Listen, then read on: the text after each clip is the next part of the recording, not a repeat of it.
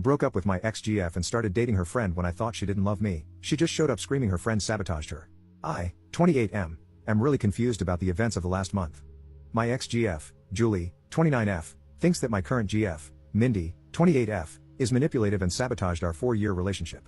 I was in a loving relationship with Julie for the last 4 years. We met through some mutual friends, and Julie and I were very compatible in terms of our love for outdoor activities and running. We had very similar lifestyles and supported each other well for the last 4 years. We have also been living together for the last 3 years, and we even discussed getting married during the summer. Everything was great, and I was planning to propose to her over the holidays. However, I started to see changes in Julie's behavior around September. She was acting distant and looked stressed, which was quite noticeable, and I was worried. I trusted her with all my heart and couldn't imagine she would be cheating on me, but she did spend more time by herself. Around the same time, Julie's friend Mindy messaged me privately and asked if I could meet her secretly, as she wanted to tell me something about Julie. Mindy and Julie work together, and I have known Mindy ever since I started dating Julie. I was surprised, but to be honest, I assumed the worst, and I met her at a cafe after work. She asked me if things were going okay between Julie and me. She told me that Julie had confided in her that she was planning to leave me soon. This was a total shock to me. I asked her if there was anyone else that Julie was interested in, and she told me no. Julie confided in her that she wasn't sure about marrying me, and she told me she just had to tell me this as she didn't want me to be blindsided. I was devastated. I started putting more effort into making our relationship more exciting and planning more dates, etc. Mindy was also helping me through this time, telling me more about what Julie had confided in her. Eventually, before Thanksgiving, Julie told me that she loved me but wanted to take a break for a month to live alone. She said she just wanted to live alone for a month to make sure she wanted to marry me. I was completely heartbroken. I asked her if she wanted to pursue someone else. She told me that wasn't the case and I better not do anything stupid either. She loves me with all her heart, but she just wants to stay away from me to make sure that she is marrying me for love, and not because she is used to being with me. I didn't understand that at all. I told her that if she isn't sure after 4 years if she wants to marry me, then maybe we should just break up. We had a big fight and broke up after a few days. As our lease was ending, we decided to part ways in December. She got a new apartment, and I kept our old apartment and just took her name off the lease. After the breakup, I was feeling very lonely, as I wasn't used to being in the apartment alone. I didn't want to keep being sad, and hence invited a bunch of friends for a New Year's party, and I also invited Mindy. We had a good time, and my friends were doing their best to cheer me up. Mindy also mingled with my friends, and it was good. Mindy decided to stay back to help me clean up, and we hooked up that night. I felt guilty, but Mindy did cheer me up. Since then, we have hung out almost daily at my place. I'm still sad about Julie, but I won't lie that being with Mindy does make me feel happy. She is sweet and caring. Last Sunday, we woke up, and someone was banging on the door. I went to open it, and it was Julie. She looked furious and started yelling at me, accusing me of cheating on her. I told her I most certainly didn't cheat on her, and she was the one who broke up with me. Mindy was also at my apartment. Julie was just angry at both of us. She started calling Mindy a manipulative B-word and told me that Mindy was the one who suggested to her that she should take some time away from me to understand her true feelings. I calmed her down and asked her to explain herself. She told me that ever since our marriage talk, she told Mindy about it, and Mindy kept on asking Julie if she was sure about marrying me. Mindy suggested she take some time to herself to understand her true feelings, and that I would understand and give her space. When I said no, Mindy convinced her that I was so controlling that I couldn't even give her 1 month to herself and persuaded her to break up with me. Mindy told me that she didn't say any such things, and these were all Julie's ideas, and she was just there during these conversations. She did tell Julie that she told me about some of the things so that I could get a chance to make things right with her over the last few months. That made Julie more angry, and she started accusing me of emotionally cheating on her. Julie told me that the last few weeks have made her realize that we were meant to be together, but she now cannot believe I could move on from a 4-year relationship in a week. Update 1. After the incident, I asked Mindy for some time and haven't met her since. I messaged Julie every day since then, trying to talk to her, but she didn't reply to my messages. I wasn't sure if she blocked me. Mindy was constantly trying to message me, asking if we could meet and talk about it. On Wednesday, I decided to message Mindy. I told her to truthfully tell me everything she said to Julie. I told her that I would go no contact if I found out that she was lying. Mindy wanted to meet me in person or talk to me on the phone, but I wanted everything in writing. She messaged me that Julie always spoke well of me for all these years. When Julie told her about us discussing marriage in 2024, she was happy for both of us. However, Julie started confiding in her that she had cold feet and wasn't sure if she wanted to marry me due to issues she observed in her parents' marriage.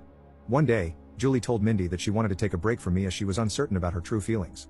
That was when Mindy told me about Julie's behavior, feeling sorry for me, especially since we were already sharing our engagement plans with our families. After our fight, she said that Julie was extremely upset and told Mindy that she would never marry me. She mentioned that the only reason Julie came back was when she heard that I was moving on because she was jealous of us. Mindy also added that I was a good guy, and hopefully, I would realize that what we have is something special. I just said okay and told her I needed time. I kept messaging Julie once a day, hoping to at least talk to her. It was heartbreaking to think that she might have blocked me and might never talk to me again. On Friday afternoon, Julie finally replied. She said she wanted to meet me and told me she would come to our apartment on Saturday afternoon. I cleaned the place up and felt a deep sense of guilt before facing her. When she came in, she looked like a shell of herself and completely broken. I sat on our sofa, but she chose to sit away from me. We asked how we both were, but it was clear that neither of us was doing well. I started apologizing, but she stopped me. She asked me to let her finish and not to interrupt her. She had brought her little notebook and had written down things she wanted to say to me. She told me that she truly loved me, but after we discussed getting married, she started feeling scared of the next big step. She thought those feelings were normal and would go away. So, she decided not to discuss her concerns with me. It kept eating her from the inside, and she made a mistake by talking to Mindy about them. She said that she wanted to say everything to me now so I wouldn't get second-hand information about why she was distant and broke up with me. She explained that her parents had a very rocky marriage, though they stayed together until her mom passed away in 2021 during the pandemic. Her parents argued constantly, and she always thought her mom didn't love her dad. However, her mom was extremely dependent on him for everything, and her dad knew it and hence didn't treat her well. She never wanted to be like her mom after the marriage. However, as we lived together, she started noticing some of those issues in our relationship. For example, when we met, Julie had a lot of credit card debt and was bad at managing her money, and I helped her with that. Even though we have separate finances, I ended up managing all her finances, at her request, to the point that she didn't know or understand where her money exactly was. She also said that we always enjoy making nice meals for dinner every day. However, whenever I work late, she completely loses any motivation to cook and ends up eating cheese and crackers like a toddler for dinner. She also complained that in the last 4 years of our relationship, I have never said no to her for buying anything. She feels that I coddle her, and she just got comfortable with all the luxuries and things I can provide for her. She talked about this with Mindy, and while Mindy initially just listened to her, she told her around September that one of her cousins also had the same issue. She decided to stay away from her fiancé for a month, and within a week, she realized how much she missed him and never had doubts again. When Julie asked for a break, all she wanted to do was to live with her best friend for a few weeks, to see if she was just too codependent on me. She knew I was planning to propose during our Christmas trip to my parents' house, and when I told her that she couldn't take a break, she just freaked out and broke up with me. After this, she asked me when I started meeting Mindy and how many times we met. I opened my chat messages with Mindy and handed her the phone. I told her I met Mindy only once in September, where she told me that Julie wanted to break up with me because she wasn't happy with our relationship. I had already noticed Julie's distant behavior, and when I asked her, the only answer I got was, "I'm fine, we're fine." Due to my insecurities, I tried to hold on to Julie and started coddling her more, planning more expensive dates, and trying to spend more time at home. When Julie asked me for a break and to stay away from me for a few weeks, I thought that was the final step before the breakup, and I broke down and fought with her, which led to our breakup and her moving out. Julie stopped me there, and she told me she didn't need to hear the details after that. She explained that when she moved out of our house after our fight, she thought she was just not ready to get married to me. She stayed with her friend for 2 weeks and then got her new apartment in January. She told me that she was miserable and missed me badly. It became more acute when she moved into the apartment alone and couldn't stay there for even one night. Her best friend is currently staying with her in the new apartment. She realized she couldn't live without me within a week of living there. When she asked one of our mutual friends about how I was doing, she told her about the party and mentioned that Mindy was there. It didn't make sense to her why Mindy would be at the party. She concluded that Mindy and I were having an affair during our relationship, and that was the reason Mindy must have tried to break us apart by constantly telling her that she should not get married if she had doubts.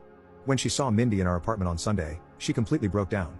However, when she learned that Mindy was also talking to me and telling me the opposite things, she realized how naive she was to throw everything away without properly talking to me first. As hurt as she is seeing me with Mindy, she also does not want to lose me. She kept on calling herself an idiot and apologizing for not telling her concerns to me sooner. I sat next to her and tried to hug her, but she moved away. She asked me if I was willing to still be together, and I told her I would give anything to get her back. She told me she was also willing to forget what happened, but she had a few conditions. Her first condition was that I cut contact with Mindy, I block her everywhere and never contact her again. If I see her standing in front of me, I act as if she is invisible. I was okay with that. Secondly, she has already signed up for individual therapy and is on the waitlist. She wants us to do couples therapy so that we can talk about all the concerns we have and work through them. We also decided to hold off our engagement or marriage until we both can get into couples therapy. I was also okay with that too. Finally, she wanted me to forget the last month as a bad nightmare and never talk about it again, and if I ever make a "we were on a break" joke, she will punch me in the face. This was the first time we both smiled. I asked her what she was going to do about Mindy since they worked together. She said the biggest punishment for Mindy is to know that she didn't succeed in breaking us up. She wants Mindy to see how happy she is with me, she wants Mindy to be there when she flaunts her engagement ring in the office, and she wants Mindy to get jealous when we get married. We hugged, and I felt so relieved that I had a chance to make things right for her. In the morning, we discussed moving back in together. I want her to move back to our old apartment, but she wants a fresh start and asked me if I'm willing to move into her new apartment. Her new apartment is tiny compared to our current apartment and also not in the best neighborhood, but we will talk about it more and decide. Thank you everyone who helped out. My wife stopped loving me and forced me into an open marriage. Now that I've started dating someone else, she wants to add more rules. 2.5 years ago, my wife Sarah, 36F, asked me, 38M, to open our marriage, strongly implying that the alternative was divorce. After thinking it through, I said yes, primarily because we have 2 children. and I was working long hours, and divorce sounded horrible. So, I set up some ground rules: no bringing dates into our house, no dating mutual friends, acquaintances, family members, colleagues, and we keep things private. For the next 2 years, I focused on my job and my kids. I worked extremely long hours, and the little free time I did have, I devoted to my kids. I didn't have the time for dating, so I wasn't even trying. I moved to another room because the thought of Sarah smashing with another man and then sleeping in my bed felt horrible, and I didn't want to know anything about who she was sleeping with. Our relationship became purely transactional, as we became partners in raising kids. This summer, I managed to fulfill my financial goals. I do not have any debt whatsoever, and both of my kids have enough money in their college fund. All I have to do now is keep adding some savings every month into the fund I made for their first home deposits. So, I did some math and decided to cut my work hours from 74 to just 30 per week. Sarah wanted to get indebted again to buy another house and a new car, but I said no. I used my free time to finally have a vacation I really needed, and took my older son with me to tour the US together. I did some renovation work on our house, turned the basement into my man cave, started working out, playing sports, and leading a healthier life overall. Then I actually started trying to land a date. For me, just having a smash and dash with somebody is not my thing. I want to at least be a friend to somebody, to go out together, watch movies, have fun, and then smashing would be a great addition. So, I dated a couple women, and I did find someone, let's call her Jane, whom I clicked with. With Jane, I was going out to concerts, art galleries, comic cons, movies, and we were compatible in bed too. Sarah wanted to talk about my dates, but I said no. Then, I caught Sarah snooping through my phone, and we had a very strongly worded argument. Now, Sarah wants to update the terms of our open marriage. She wants us to repair our marriage by going to the counselor. She wants us to sleep in the same room, and to go outside and have fun together. Our outside of marriage relationships are to be strictly for smashing only and nothing else, and we are to talk about who we're sleeping with. I told her that I am content with the situation as it is, and I don't mind if she finds a partner to go out with. I encouraged her too, and that I don't want to talk about our partners, but she is holding her ground. At this point, I'm split between trying to fix our marriage and handing her the divorce papers. I would appreciate some advice. Edit. I'm not blindsiding her by having 2 simultaneous relationships, it's not that kind of situation.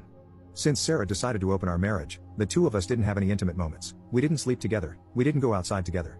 After I switched to working 30 hours, she didn't initiate any changes. Our relationship was essentially co-parenting under the same roof.